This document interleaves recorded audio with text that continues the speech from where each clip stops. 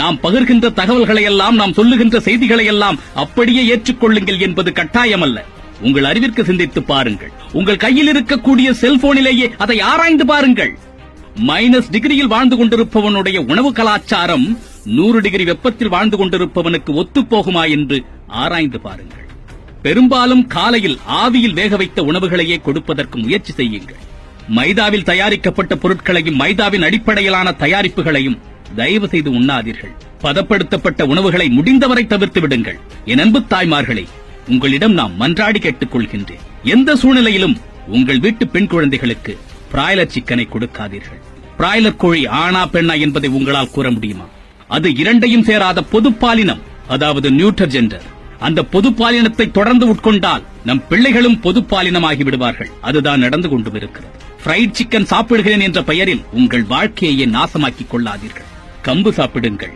முடிந்தவரை கம்பினால் தயாரிக்கப்பட்ட உணவுகளை உங்கள் பிள்ளைக்கு கொடுங்கள். எந்த அளவிற்கு எண்ணெயை குறைத்து பயன்படுத்த முடியுமோ அந்த அளவிற்கு குறைத்து பயன்படுத்துங்கள்.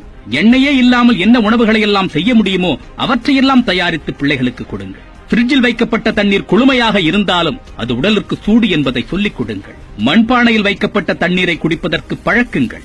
இளம் பிள்ளைகளுக்கு தேங்காயில் பால் எடுத்து பிழிந்து கொடுங்கள். நல்லெண்ணெயை பயன்படுத்துங்கள். எள்ளினை அடிப்படையாக கொண்டு தயாரிக்கப்பட்ட உணவுப் பொருட்களை அதிகமாக கொடுங்கள். நிலக்கடலையை தினமும் சாப்பிடக் கொடுங்கள். பேரீச்சம்பழங்களை கொடுங்கள்.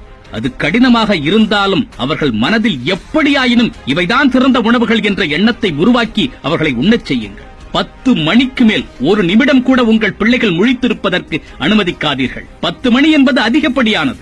9 மணிக்கே படுக்கச் சென்றால் அதைவிட சிறப்பானது ஏதுமல்ல. சில லட்சங்கள் கொடுத்து வாங்கக்கூடிய நமது வாகனத்தை முறையாக பராமரிக்கின்றோம். காற்று சரியாக இருக்கிறதா? ஆயில் சரியாக இருக்கிறதா? ரேடியேட்டரில் தண்ணீர் சரியாக இருக்கிறதா? இப்படி ஒவ்வொன்றையும் பார்த்து அதை பராமரிக்கின்றோம். ஆனால் சற்றேறக்குறைய 70-80 ஆண்டுகள் வாழக்கூடிய நம் மனித உடலை நாம் எப்படி தினமும் பராமரிக்கின்றோம்? யோசித்து பார்த்திருக்கின்றோமா? சுற்றுப்புற சீர்கேடுகளினாலும் இன்னும் எத்தனையோ காரணங்களினாலும் ஒவ்வொரு நாளும் நமது உடல் பழுதுபட்டுக் கொண்டிருக்கிறது. முறையாக பராமரிக்கப்படாத வாகனம் பாதி வழியில் எங்கோ நின்று விடுவது போன்று முறையாக பராமரிக்கப்படாத மனித உடல் சட்டென்று தனது செயல்பாடுகளை நிறுத்திக் கொள்ளும். என் அன்பு தாய்மார்களே, இந்த சமுதாயத்தின் வாழ்க்கை தரமே உங்களது கையில்தான் இருக்கிறது. மாறுங்கள். மாறுவதற்கு முயற்சி செய்யுங்கள். மாற்றங்களை மற்றவரிடத்தும் உருவாக்குங்கள். மாற்றம் என்பது நினைத்த மாத்திரத்தில் உருவாகுவது அல்ல. அது ஒரு சிந்தனை, அது ஒரு தொடக்கம், அது ஒரு பயணம். அந்த பயணத்தை உங்களது அடிப்படையில் இருந்து தொடங்குங்கள். சந்திப்போம். தமிழனாய் பிறந்தேன் என்ற பெருமையுடன்.